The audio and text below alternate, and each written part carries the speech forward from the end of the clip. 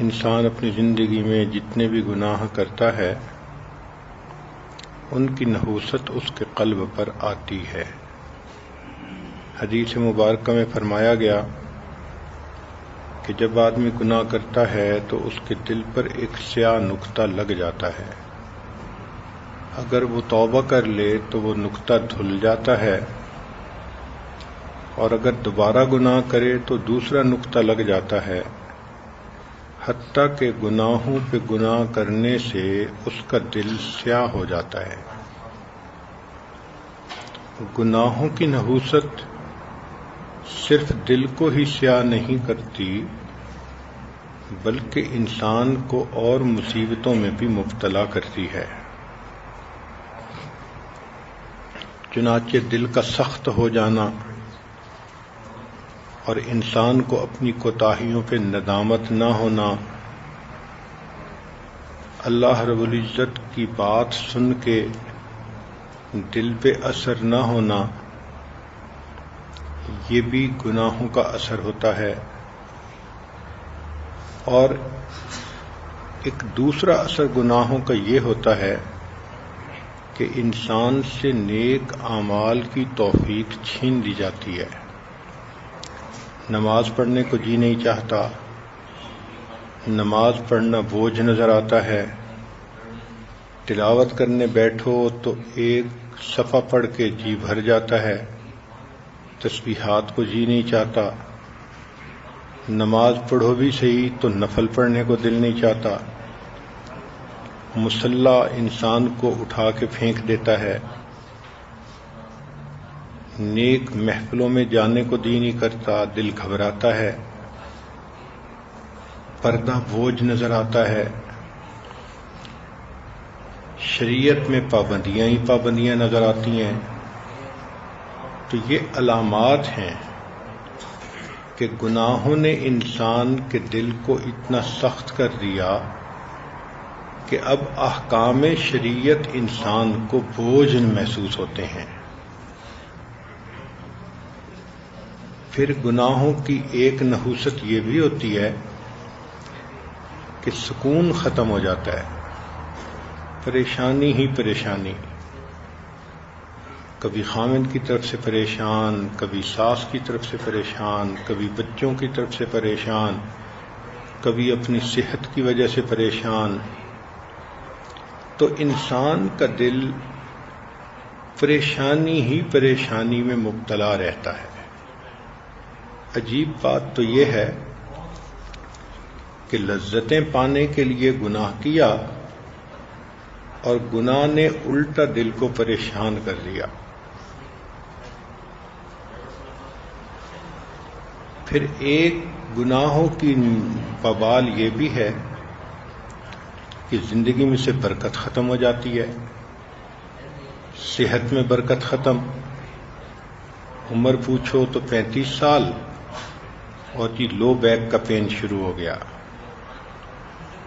اور جی میں بیٹھی ہوئی اٹھتی ہوں آنکھوں میں اندھیرا آ جاتا ہے۔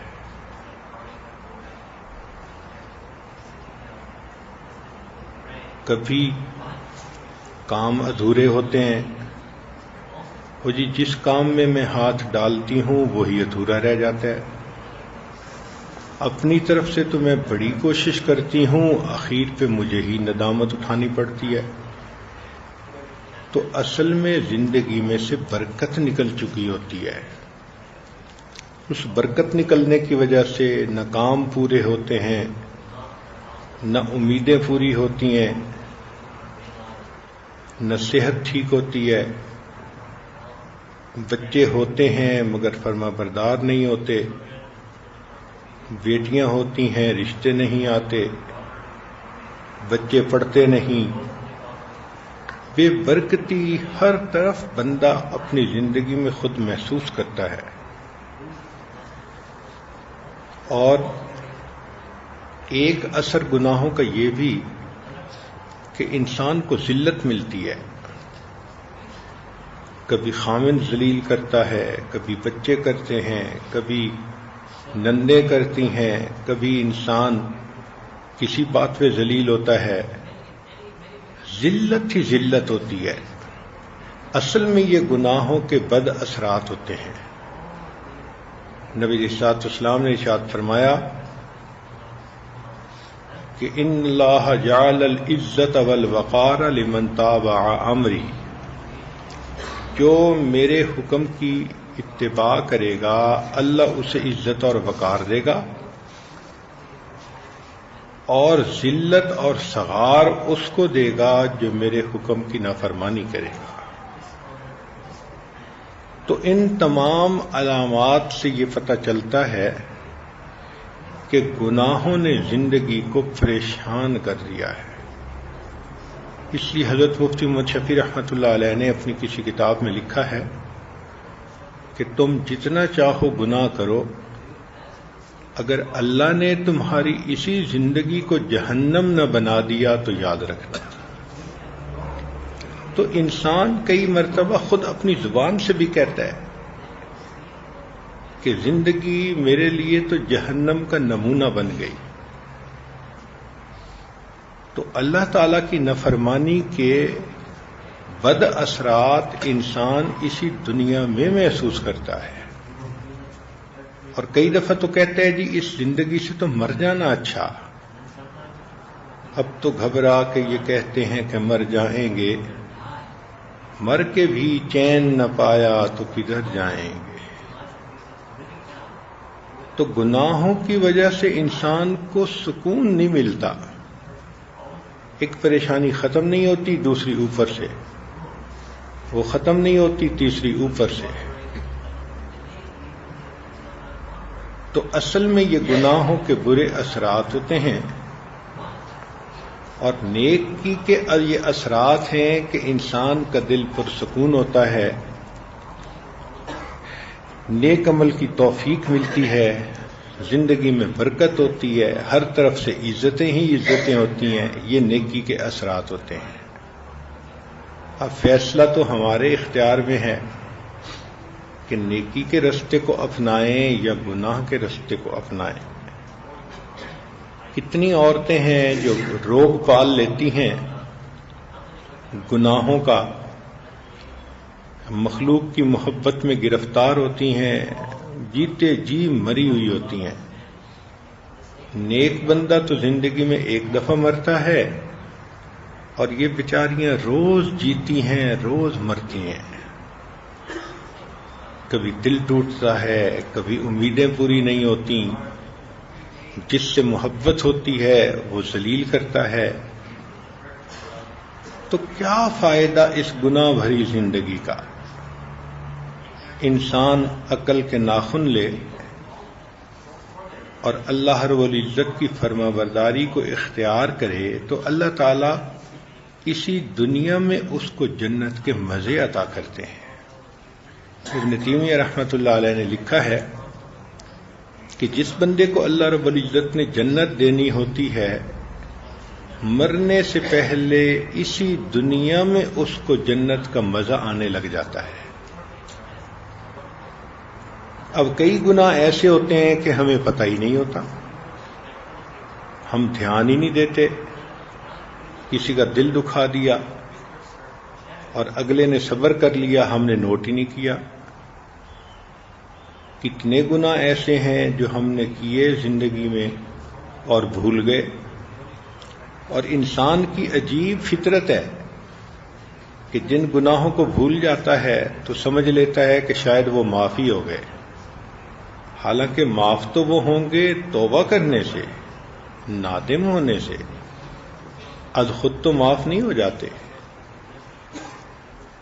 کئی مرتبہ انسان غیبت کرتا ہے، نوٹ ہی نہیں کرتا۔ تو کئی گناہ تو انسان کو یاد ہوتے ہیں اور کئی گناہ یاد ہی نہیں ہوتے۔ تو ان گناہوں کا ایک ہی حل ہے کہ انسان ان سے توبہ کرے اور گناہوں کو بخشوائے۔ اب ہم اپنی زندگی کے گناہوں کو تو کر کر کے بھول گئے، لیکن اگر زندگی سے بچپن سے یاد کریں تو ہماری زندگی کے گناہ لاکھوں میں جائیں گے۔ اگر ہر گناہ کے بدلے کوئی کنکری ہوتی تو پہاڑ اپنی آنکھوں سے ہم خود دیکھ لیتے. اب اتنے گناہوں کو معاف کروانا یہ بھی تو مستقل ایک کام ہے. تو اس لیے اس مرتبہ اس ٹاپک کو چنا گیا کہ ہم اپنی زندگی میں ایسے اعمال کریں کہ جن کی وجہ سے گناہ بخشے ہی جاتے رہیں. لہذا آئندہ دنوں میں یہ اعمال بتائے جائیں گے تو آپ یہ کوشش کیجئے کہ اس کے نوٹس بنائیں اور ان اعمال کو دوڑ دوڑ کے بھاگ بھاگ کے کریں، شوق سے کریں جن اعمال سے انسان کے گناہ معاف ہوتے ہیں. سب سے پہلی چیز کہ انسان دوسروں کو معاف کرنے کی عادت اپنائے. جب انسان میں دوسروں کو معاف کرنے کی عادت نہیں ہوتی تو دل کے اندر کینہ ہوتا ہے. جو دوسروں کو معاف کرنے والا ہو اس کا دل کینے سے خالی ہوتا ہے.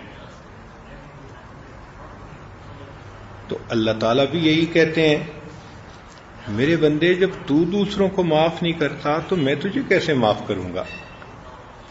تو اللہ تعالیٰ کے معاف کرنے کی شرط یہ ہے کہ انسان خود دوسروں کی غلطیوں کو جلدی معاف کرتا ہو. چنانچہ حدیث پاک میں آتا ہے کہ جو بندہ شرک جیسے گناہ سے بچتا ہے اور جادو والے گناہ سے بچتا ہے اور سینے کو کینے سے خالی کر لیتا ہے تو اللہ رب العزت اس بندے کے گناہوں کو معاف فرما دیتے ہیں. ابو ہریرہ رضی اللہ تعالیٰ عنہ نے روایت کی کہ نبی علیہ الصلوۃ والسلام نے ارشاد فرمایا، تعرض الاعمال کل اثنین وخمیس فیغفر اللہ لکل مؤمن لا یشرک باللہ شیئا الا من کان بینہ وبین اخیہ شحناء فیقول تعالی اترکوہما حتی یصطلحا. نبی علیہ الصلوۃ والسلام نے ارشاد فرمایا کہ ہر پیر کے دن اور جمعرات کے دن یعنی منڈے کو اور تھرسڈے کو انسانوں کے اعمال اللہ کے حضور پیش کیے جاتے ہیں. پھر اللہ تعالی ہر اس مومن کی مغفرت کر دیتے ہیں جو شرک سے بچتا ہو اور جس کے اور بھائی کے درمیان کینہ نہ ہو. اگر اس کے دل میں کسی مومن کے بارے میں کینہ ہے تو اللہ فرماتے ہیں کہ ان دونوں کو چھوڑ دو یہاں تک کہ یہ آپس میں صلح کر لیں. یعنی جب تک وہ آپس میں صلح نہیں کریں گے اللہ ان کے گناہوں کو لٹکائے رکھیں گے، اس کی بخشش نہیں کریں گے. تو معلوم ہوا کہ ہمیں بغض سے بچنا ہے، حسد سے بچنا ہے، کینہ سے بچنا ہے، تب اللہ تعالیٰ کے ہاں ہمارے گناہوں کی بخشش ہوگی. معاذ بن جبل رضی اللہ تعالیٰ عنہ نے نبی علیہ السلام سے روایت کی، وہ فرماتے ہیں کہ نصف شعبان کی رات کو یعنی 15 شعبان کی رات کو اللہ تعالیٰ تمام گناہگاروں کی بخشش کر دیتے ہیں سوائے مشرک کے اور اس بندے کے جس کے دل میں بغض اور عداوت ہو. اور ابن عباس لانوں کی روایت ہے کہ نبی علیہ الصلوۃ والسلام نے ارشاد فرمایا، 3 خصلتیں ایسی ہیں جن میں سے کوئی ایک بھی کسی میں ہو تو اللہ ان کے علاوہ کی مغفرت فرما دیتے ہیں جس کے لیے چاہیں. یعنی 3 باتوں پہ تو مغفرت نہیں ہوتی، اس کے سوا ہر گناہ سے ہو جاتی ہے. پہلی بات کہ جو مشرک ہو مغفرت نہیں ہوتی. دوسری بات جو جادوگر ہو اس کی مغفرت نہیں ہوتی. اور تیسری جو اپنے بھائی کے بارے میں کینہ رکھتا ہو اس کی مغفرت نہیں ہوتی. تو ان 3 گناہوں سے کی توبہ کرنا ضروری ہے. انسان شرک سے بھی توبہ کرے اور بچے، پھر جادو ٹونا اور ایسے خلاف شرع عملیات سے بھی بچے، اور تیسرا اپنے بھائی کے دل میں کینہ نہ رکھے. عورتیں اکثر و بیشتر دل میں دشمنی رکھ لیتی ہیں، عداوت رکھ لیتی ہیں، غصہ رکھ لیتی ہیں. کئی مرتبہ یہ کینہ کو سمجھتی نہیں ہیں. پوچھتی ہیں یہ کینہ کیا ہوتا ہے؟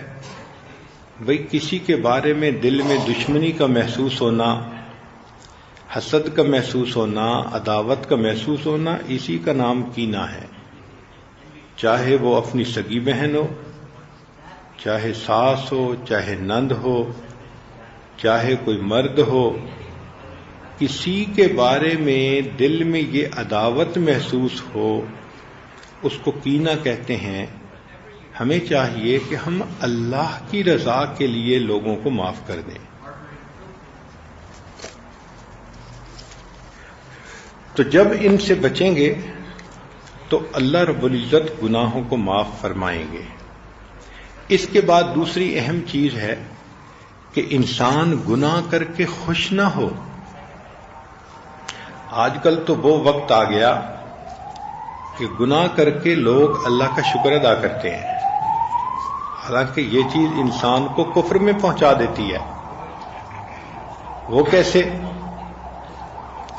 کہ کسی کے ساتھ خلاف شرع تعلقات ہیں، اب وہ ناراض ہے تو اس کو مناتے ہیں، اور اگر وہ مان جائے تو اللہ کا شکر ادا کرتے ہیں، اور اس بات کو بھول جاتے ہیں کہ یہ تو گناہ ہے. تو گناہ کے کرنے پر شکر کا ادا کرنا یہ انسان کو کفر میں دھکیل دیتا ہے. تو گناہ کے اوپر خوش بھی نہیں ہونا چاہیے، شکر بھی ادا نہیں کرنا چاہیے، بلکہ گناہ کے اوپر تو دل نادم ہونا چاہیے. جو انسان گناہ کر بیٹھے مگر دل نادم ہو، دل میں ندامت ہو، افسوس ہو، میں نے برا کیا، مجھے ایسے نہیں کرنا چاہیے تھا، تو اس ندامت کی وجہ سے گناہ معاف ہو جاتے ہیں. حدیث پاک میں فرمایا الندم توبۃ، ندامت سے انسان کے گناہ معاف ہوتے ہیں. چنانچہ اگر انسان کے گناہ اتنے ہوں کہ زمین اور آسمان کے برابر ہو جائیں اور بندہ شرک سے بچے اور اللہ سے معافی مانگے تو اللہ اس کے گناہ کو معاف کر دیتے ہیں. ابو ذر رضی اللہ عنہ کی روایت ہے، نبی علیہ السلام نے فرمایا، اللہ تعالیٰ ارشاد فرماتے ہیں، یا عبدی ما عبدتنی ورجوتنی فانی غافر لک علی ما کان فیک، و یا عبدی، اور اے میرے بندے، ان لقیتنی بقراب الارض خطیئۃ، اگر تو مجھے اس حال میں ملے کہ تیرے گناہ زمین سے آسمان کے برابر ہوں مگر تو شرک نہ کرتا ہو، لقیتک بقرابھا مغفرہ، تو میں تجھے اس حال میں ملوں گا کہ تیرے اتنے گناہوں کو بھی معاف کر دوں گا. کتنی حیرت کی بات ہے کہ اتنے گناہوں کو بھی اللہ معاف کر دیتے ہیں اگر انسان شرک سے بچنے والا ہو اور گناہوں پہ ندامت کا اظہار کرے. چنانچہ عبداللہ ابن مسعود رضی اللہ عنہ کی روایت ہے، نبی علیہ السلام نے فرمایا، ما اخطأ خطیئۃ او اذنب ذنبا، اگر کسی بندے نے غلطی کی یا کوئی گناہ کیا، ثم ندیم، پھر وہ نادم اور شرمندہ ہوا، فہو کفارتہ، یہ گناہ اس کے، یہ ندامت اس کے گناہوں کا کفارہ بن جاتی ہے. تو انسان اپنے گناہوں پہ اللہ کے سامنے شرمندہ ہو. شرمندگی کس کو کہتے ہیں؟ کہ انسان اپنے دل میں سوچے مجھے اچھا نہیں کیا، میں نے برا کیا، مجھے ایسا نہیں کرنا چاہیے تھا، کاش کہ میں اپنے رب کی نافرمانی نہ کرتا۔ چنانچہ ابو ہریرہ رضی اللہ تعالیٰ عنہ نبی علیہ الصلوۃ والسلام سے روایت کرتے ہیں کہ محبوب صلی اللہ علیہ وسلم فرماتے ہیں کہ جو بندہ گناہ کرتا ہے اور پھر اس پر نادم ہوتا ہے اور کہتا ہے اے میرے رب، میں تو ایک اور گناہ کر بیٹھا، تو اس کو بھی معاف فرما دے، تو اللہ تعالیٰ فرشتوں سے فرماتے ہیں کیا میرا بندہ یہ جانتا ہے کہ اس کا کوئی رب ہے جو گناہوں کو معاف کرتا ہے اور اس پر پکڑ بھی کر سکتا ہے؟ سن لو، میں نے اپنے بندے کے گناہوں کو معاف کر دیا۔ تو اللہ رب العزت بندے کے گناہ کو معاف کر دیتے ہیں جب وہ یہ دیکھتے ہیں کہ میرے بندے نے گناہوں پر ندامت اختیار کی اور میرے بندے نے یہ محسوس کیا کہ کوئی اس کا رب ہے جو گناہوں کو معاف بھی کر سکتا ہے اور گناہوں سے پکڑ بھی سکتا ہے۔ کئی مرتبہ عورتیں آپس میں بیٹھتی ہیں تو ایک دوسرے کی غیبت کر جاتی ہیں، تو حدیث پاک میں ہے، اس کو سہل بن سعد رضی اللہ تعالیٰ عنہ نے نبی علیہ الصلوۃ والسلام سے روایت کیا، قول اذا اغتاب احدکم اخاہ فلیستغفر اللہ فانها کفارۃ لہ، اگر تم میں سے کوئی کسی مسلمان بھائی کی غیبت کرے تو اس کو چاہیے کہ اللہ کے سامنے استغفار کرے کہ یہ استغفار اس غیبت کا کفارہ بن جاتا ہے۔ یعنی استغفار کرنے سے وہ جو کسی کی غیبت کی تھی اس کے بھی گناہ کو اللہ تعالیٰ معاف فرما دیتے ہیں۔ سبحان اللہ، یہ گناہوں پہ ندامت کتنی بڑی نعمت ہے۔ ایک اور حدیث پاک میں حضرت زید رضی اللہ تعالیٰ عنہ نبی علیہ الصلوۃ والسلام سے یہ روایت کرتے ہیں کہ آپ صلی اللہ علیہ وسلم نے فرمایا، جو شخص یہ پڑھے استغفر اللہ الذی لا الہ الا هو الحی القیوم واتوب الیہ، تو اللہ تعالیٰ اس کی مغفرت کر دیتے ہیں اگرچہ وہ میدان جہاد سے بھاگا ہوا ہی کیوں نہ ہو۔ ایک دوسری حدیث میں ہے کہ 3 مرتبہ یہ کلمات پڑھے، استغفر اللہ الذی لا الہ الا هو الحی القیوم واتوب الیہ۔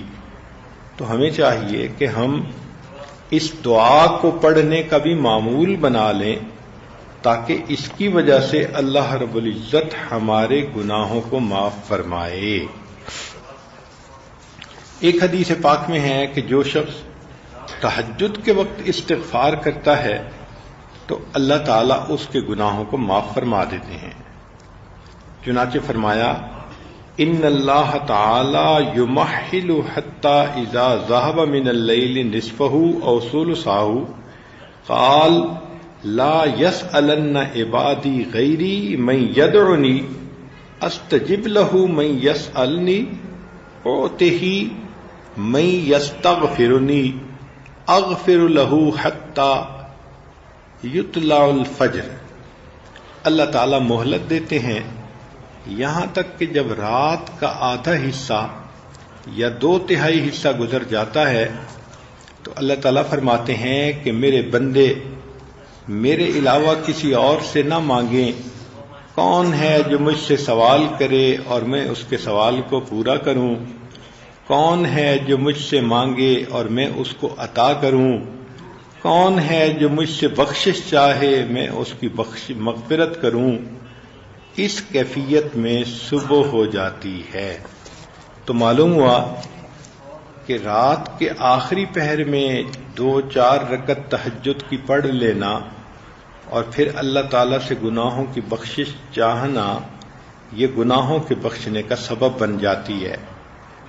تو خواتین کو چاہیے کہ اذان سے آدھا گھنٹہ پہلے اٹھنے کی عادت بنا لیں۔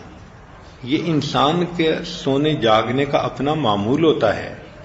بعض لوگ عشاء کے بعد جلدی سوتے ہیں، صبح جلدی اٹھ جاتے ہیں، بعض لوگ ساری رات جاگتے ہیں اور ظہر کے وقت اٹھتے ہیں۔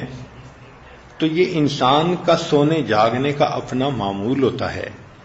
ہم اپنا معمول اس طرح سے بنائیں کہ عشاء پڑھ کے فوراً سو جائیں. شیطان ایسا بدبخت دشمن ہے کہ وہ رات کو جلدی سونے نہیں دیتا. اس لیے کئی لوگوں کی تو صبح ہی عشاء کے بعد شروع ہوتی ہے. ایسے فریش ہوتے ہیں عشاء کے بعد جیسے ان کی فجر اب شروع ہو رہی ہے. کھانا کھائیں گے، باتیں کریں گے، ایک دوسرے کے ہاں جائیں گے، اور کئی تو ٹی وی کے سامنے بیٹھیں گے اور فلمیں ڈرامے دیکھیں گے، اور آدھی رات تک کا وقت ان کا تو اسی کام میں گزر جاتا ہے. اور کئی لوگ رات کے 2 بجے سوتے ہیں. اب جو بندہ رات کے 2 بجے سوئے گا تو وہ 4 بجے کے بعد فجر کی نماز کیسے پڑھے گا؟ فجر کے وقت تو اس کو گہری نیند آئی ہوئی ہوگی. تو شیطان انسان کو جگاتا ہے اس وقت میں جب اس کو سونا چاہیے، اور سلاتا ہے اس وقت میں جب انسان کو جاگنا چاہیے. تو سونے جاگنے کا معمول ایسا بنانا چاہیے. اس لیے حدیث پاک میں آتا ہے کہ نبی علیہ الصلوۃ والسلام مغرب کے بعد سونے کو ناپسند کرتے تھے اور عشاء کے بعد باتیں کرنے کو ناپسند فرماتے تھے. یعنی فرماتے تھے کہ عشاء کے بعد باتیں نہ کرو، ہاں مجبوری ہے یا دین کی بات کرنی ہے تو وہ الگ چیز ہے، ورنہ معمول تو یہی ہو کہ عشاء پڑھی اور اس کے بعد جتنا جلدی ہو سکے سو جانا چاہیے. اس کو کہتے ہیں انگریزی میں early to bed early to rise makes a man healthy wealthy and wise. تو ہمیں بھی چاہیے کہ بچوں کو بھی عادت ڈالیں، خود بھی عادت بنائیں کہ عشاء کے بعد جتنا بھی ممکن ہو جلدی سو جائیں تاکہ تہجد میں اٹھ سکیں. فجر تو پڑھنی ہوتی ہے، تو اگر فجر سے پہلے آدھا گھنٹہ اٹھ جائیں اور وضو کر کے چند رکعت نفل پڑھ لیں تو تہجد کا بھی ثواب مل گیا. پھر ایک کام یہ کریں کہ استغفار کثرت سے کرنے کی عادت ڈالیں. چنانچہ کنز العمال کی روایت ہے، انس رضی اللہ عنہ نے نبی علیہ الصلوۃ والسلام سے یہ بات روایت کی. اللہ تعالیٰ فرماتے ہیں میں بہت کریم ہوں اور بہت عظیم ہوں، اور جب میں بندے کی دنیا میں ستاری کر دیتا ہوں تو مجھے اچھا نہیں لگتا کہ اس کی قیامت کے دن میں رسوائی کروں. جب تک بندہ مجھ سے مغفرت طلب کرتا رہتا ہے میں بھی اس کے گناہوں کو معاف کرتا رہتا ہوں. تو یہ ذہن میں رکھیے گا کہ جب اللہ تعالیٰ دنیا میں پردے ڈال دیتے ہیں تو وہ پروردگار پھر آخرت میں بھی بندے کو رسوا نہیں فرمائیں گے.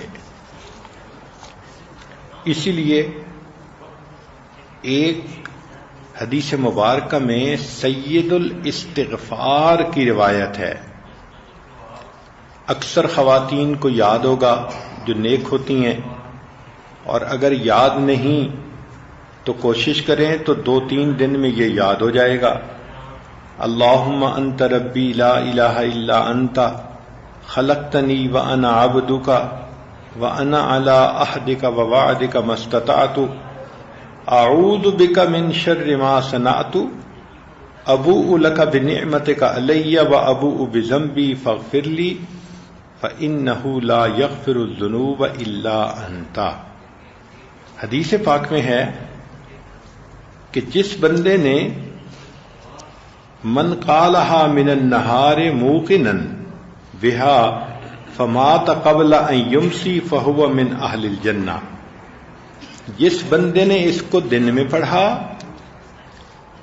رات آنے سے پہلے اگر موت ہو گئی تو سیدھا جنتی، اور جس بندے نے اس کو رات کے شروع میں پڑھا اور موت آ گئی تو صبح ہونے سے پہلے وہ شخص بھی سیدھا جنتی ہوگا.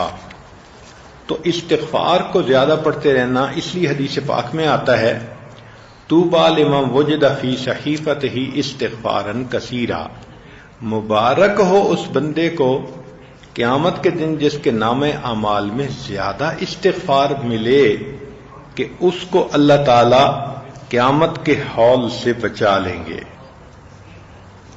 اور ایک حدیث پاک میں ہے کہ اللہ رب العزت نے قسم کھائی ہے کہ بندے جب تک استغفار کرتے رہیں گے میں اللہ ان کے گناہوں کو معاف کرتا رہوں گا۔ سبحان اللہ، یہ اللہ رب العزت کی کتنی بڑی رحمت ہے کہ اللہ کریم نے فرمایا وعزتی وجلالی، مجھے اپنی عزت کی قسم اور اپنے جلال کی قسم، لا ازال اغفر لهم ما استغفرونی، جب تک بندے استغفار کرتے رہیں گے میں پروردگار ان کے گناہوں کو معاف کرتا رہوں گا۔ اسی لیے ایک حدیث پاک میں ہے کہ اللہ تعالیٰ فرماتے ہیں مجھ سے بڑھ کر سخی کون ہے، میں بندوں کی ان کی خوابگاہوں میں حفاظت کرتا ہوں، اس طرح گویا انہوں نے میری نافرمانی نہیں کی، اور یہ میرا کرم ہے کہ توبہ کرنے والے کی توبہ قبول کرتا ہوں، حتیٰ کہ وہ توبہ ہی کرتا رہتا ہے۔ وہ کون ہے جس نے میرا دروازہ کھٹکھٹایا اور میں نے اس کے لیے دروازہ نہیں کھولا؟ کون ہے جس نے مجھ سے مانگا اور میں نے اس کو نہ دیا ہو؟ کیا میں بخیل ہوں کہ بندہ مجھ کو بخل کی طرف منسوب کرتا ہے؟ تو اللہ تعالیٰ فرماتے ہیں کہ جو بندہ توبہ کا دروازہ کھٹکھٹاتا رہتا ہے میں اس بندے کے گناہوں کو معاف کر دیتا ہوں، اور تہجد کے وقت میں میں بندے کے گناہوں کو جلدی معاف کر دیتا ہوں۔ سبحان اللہ۔ تو معلوم ہوتا ہے کہ جو انسان توبہ کرتا ہے اللہ تعالیٰ گناہ کو معاف کر دیتا ہے۔ حدیث پاک میں تو یہاں تک آیا کہ ایک بندہ 100 انسانوں کا قاتل تھا اور وہ توبہ کی نیت سے کسی دوسری بستی کی طرف چل پڑا، راستے میں اس کو موت آ گئی تو نیکی کے فرشتے بھی لینے آئے، گناہوں کے فرشتے بھی لینے آئے۔ گناہوں کے فرشتوں کی دلیل یہ تھی کہ یہ 100 انسانوں کا قاتل ہے، نیکی والے فرشتوں کی دلیل یہ تھی کہ یہ توبہ کی نیت سے چل پڑا تھا۔ معاملہ اللہ تعالیٰ کے حضور پیش ہوا تو پروردگار عالم نے فرمایا کہ تم زمین کا فاصلہ ناپ لو کہ یہ اپنی بستی کے قریب ہے یا جس بستی میں توبہ کی نیت سے یہ جا رہا تھا وہاں کے قریب ہے۔ تو فاصلہ ناپا گیا تو حدیث پاک میں ہے کہ اس بندے کو موت آئی تھی بالکل دونوں کے درمیان میں، مگر اس کی لاش جو گری تھی تو وہ توبہ والی بستی کی طرف گری تھی۔ اللہ نے صرف اس بات پر اس کے گناہوں کو معاف کر دیا۔ وہ کتنا بڑا پروردگار ہے۔ اور ایک حدیث مبارکہ میں تو یہاں تک ہے کہ اللہ تعالی نے اس زمین کے ٹکڑے کو حکم دے دیا تھا کہ جو بستی کے طرف والا تھا کہ تو چھوٹا ہو جا تاکہ میرے بندے کی بخشش ہو سکے۔ اب سوچئے کہ 100 بندوں کو قتل کرنے والا مجرم اگر اس کو درمیان کے نقطے پہ موت آتی ہے اور اس کی لاش توبہ والی بستی کی طرف گر جاتی ہے تو اس پر اللہ اس کو معاف کر دیتے ہیں۔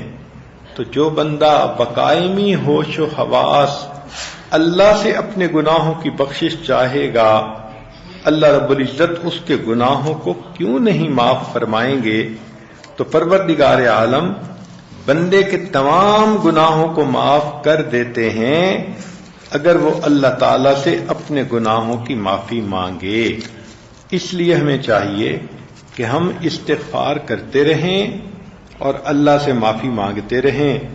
رب کریم انسان کے گناہوں کو معاف فرمانے والے ہیں. وہ پروردگار عالم اس بندے کو معاف کر کے خوش ہوتے ہیں. چنانچہ حدیث پاک میں ہے کہ جو بندہ اللہ تعالیٰ کا دروازہ کھٹکھٹاتا رہتا ہے اللہ تعالیٰ اس کے گناہوں کو معاف فرماتے ہیں اور کہتے ہیں کہ اے بندے فعلیک الدعا، تیرے اوپر دعا کرنا ہے، والمسئلہ اور مانگنا ہے، وعلی الاجابۃ والعطاء اور میرے ذمے اس کو قبول کرنا اور عطا کر دینا ہے. سبحان اللہ.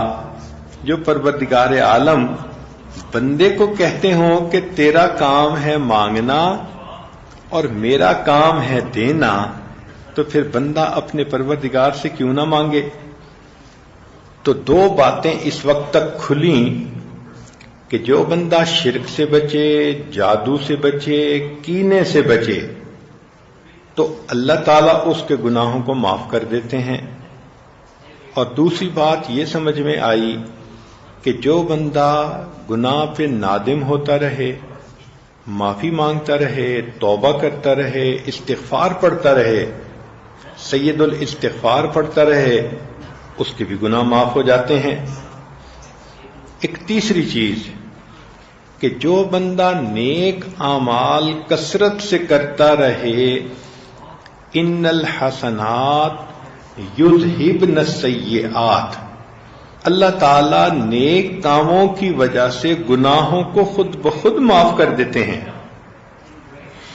چنانچہ ابو ہریرہ رضی اللہ تعالیٰ عنہ اور ابو سعید رضی اللہ تعالیٰ عنہ دونوں حضرات نے نبی علیہ الصلوۃ والسلام سے روایت کی کہ نبی علیہ السلام نے ارشاد فرمایا، والذی نفسی بیدہ، قسم ہے اس ذات کی جس کے قبضے میں میری جان ہے، ما من عبد یصلی الصلاۃ الخمس، کوئی بندہ نہیں جو 5 نمازیں پڑھتا ہو، ویصوم رمضان، رمضان کے روزے رکھتا ہو، ویؤدی الزکاۃ، زکوٰۃ دیتا ہو، ویجتنب الکبائر السبع، اور وہ 7 کبیرہ گناہوں سے یعنی جو بڑے بڑے کبیرہ گناہ ہیں ان سے بچتا ہو، الا فتحت لہ ابواب الجنت الثمانیہ یوم القیامہ،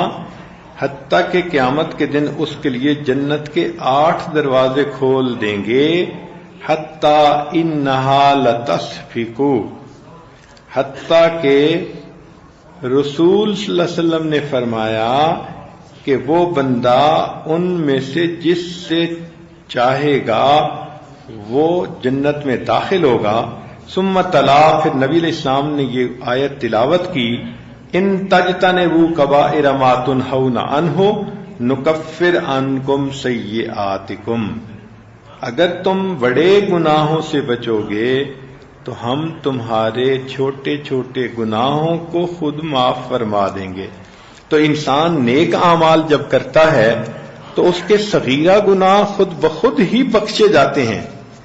اللہ رب العزت کی طرف سے اس کے اوپر یہ خصوصی رحمت ہوتی ہے، حتیٰ کہ جو بندہ اللہ کی مغفرت پر کامل یقین رکھتا ہو اللہ تعالیٰ اس کے گناہوں کو معاف فرما دیتے ہیں. چنانچہ ایک حدیث مبارکہ میں جس کو ابو ذر نے روایت کیا نبی علیہ السلام سے کہ اللہ تعالیٰ ارشاد فرماتے ہیں، من علیما، جو بندہ جانتا ہو یقین رکھتا ہو، انی ذو قدرت علی مغفرت الذنوب، کہ میں گناہوں کو معاف کرنے کے اوپر قدرت رکھتا ہوں، غفرت لہ، اللہ فرماتے ہیں میں اس کی مغفرت فرماتا ہوں، ولا ابالی، اور مجھے اس کی پرواہ نہیں، ہاں ایک شرط ہے، ما لم یشرک بی شیئا، وہ بندہ میرے ساتھ شریک نہ کرتا ہو. یعنی اللہ تعالیٰ کے ساتھ اگر وہ کسی کو شریک نہ کرے تو اللہ تعالیٰ اس بندے کے گناہوں کو معاف کر دیتے ہیں، بخش دیتے ہیں. اس بندے کو اللہ رب العزت اپنی رحمت میں سے حصہ عطا فرما دیتے ہیں.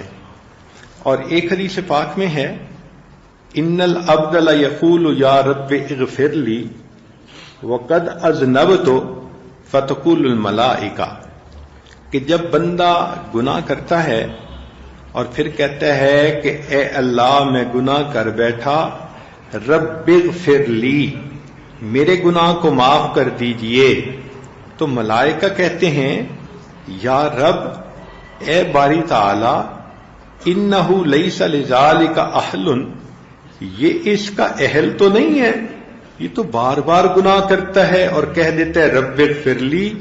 قال اللہ تبارک و تعالی، اللہ تعالیٰ فرماتے ہیں ان فرشتوں سے، لاکنی اہل انہ اغفر لہ، اگر یہ مغفرت پانے کا اہل نہیں، میں بخش دینے کا اہل تو ہوں، میں بندے کو معاف کر دیتا ہوں.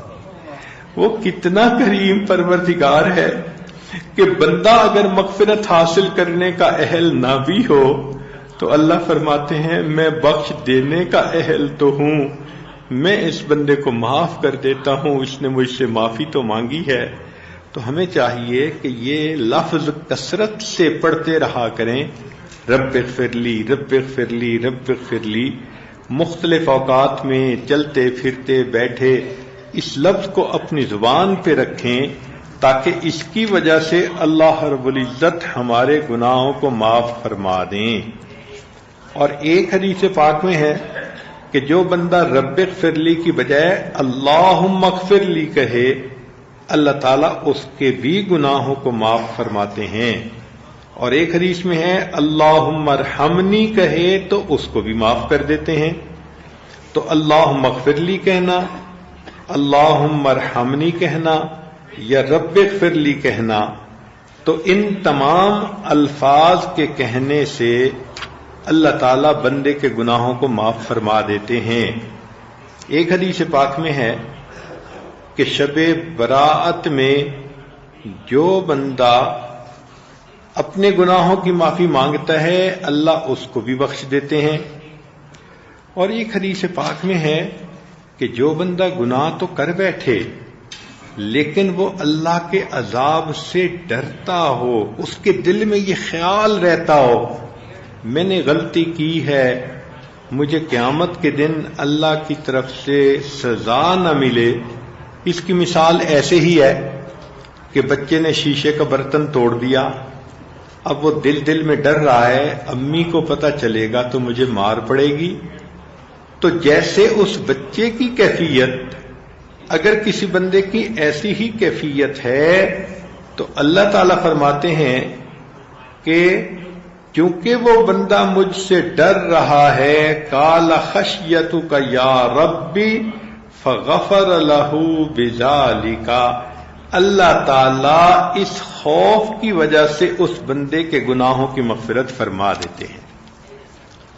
تو انسان اللہ تعالیٰ کی عظمت کو پہچانے اور محسوس کرے کہ اللہ بڑے ہیں. میں نے جو گناہ کیا میں نے بغاوت کی وجہ سے گناہ نہیں کیا، میں نے اپنے قلب کی قساوت کی وجہ سے گناہ کیا ہے. دیکھیں اس میں فرق ہے. فرق یہ ہے کہ انسان ایک تو گناہ اس لیے کرے کہ مجھے کسی کی پرواہ نہیں. یہ جو کام ہے نا یہ بہت خطرناک ہے، کیونکہ جب اس نے یہ سوچا مجھے کسی کی پرواہ نہیں تو وہ ایمان کے دائرے سے ہی خارج ہو گیا. اور ایک کیفیت یہ ہے کہ وہ گناہ کر بیٹھے مگر سوچے کہ میرے نفس نے مجھے اتنا گناہ کی طرف مائل کیا کہ میں بچ نہ سکا، کی میں نے غلطی ہے.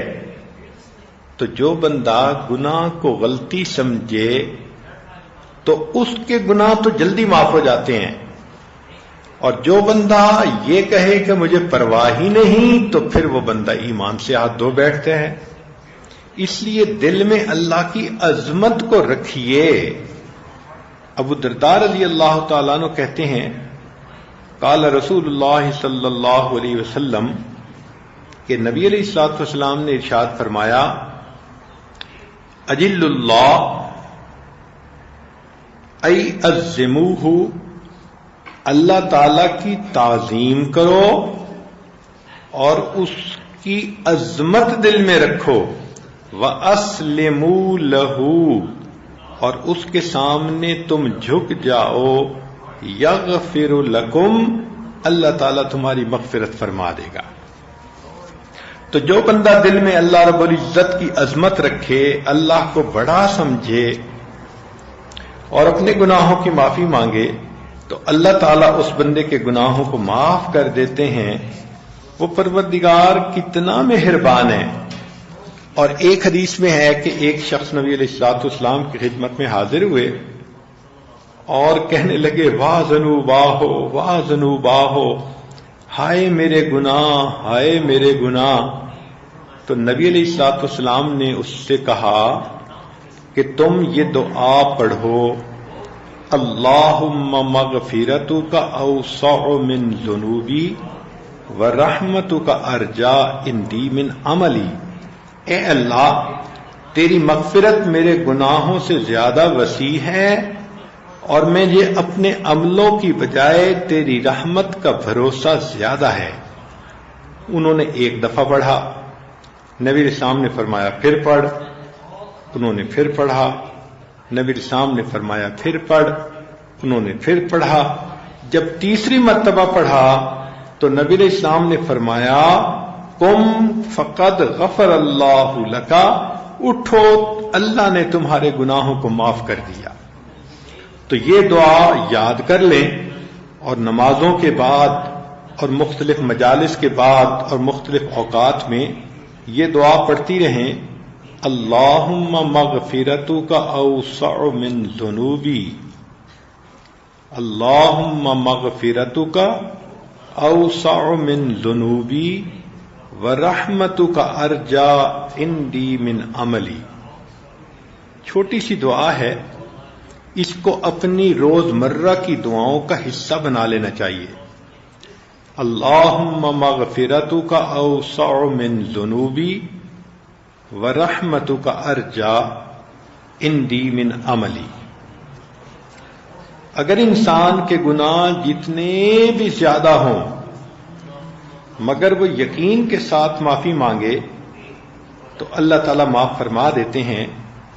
چنانچہ انس رضی اللہ تعالیٰ عنہ فرماتے ہیں کہ نبی علیہ السلام نے فرمایا قال اللہ تبارک و تعالی، اللہ تعالیٰ ارشاد فرماتے ہیں یبن آدم، اے آدم کے بیٹے، انک ما دعوتنی ورجوتنی غفرت لک علی ما کان فیک ولا ابالی، یبن آدم لو بلغت ذنوبک عنان السماء ثم استغفرتنی غفرت لک ولا ابالی، اے آدم کے بیٹے، بے شک تو جب تک مجھ سے دعا مانگتا رہے گا، مغفرت کی امید رکھے گا، میں تجھ کو معاف کرتا رہوں گا، چاہے تمہارے گناہ کتنے ہی کیوں نہ ہوں۔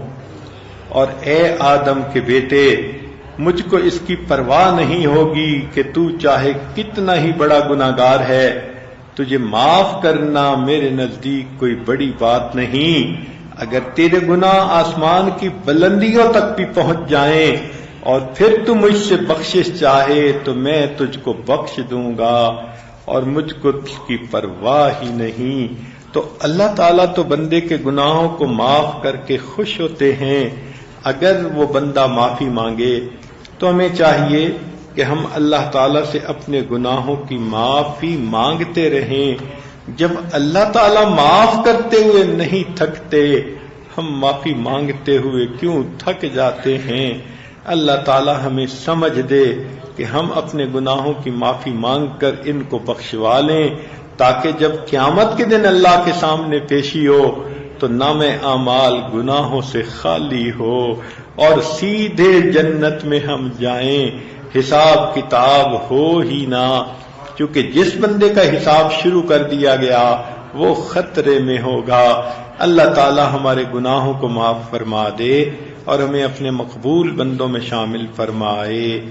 وآخر دعوانا ان الحمد للہ رب العالمین۔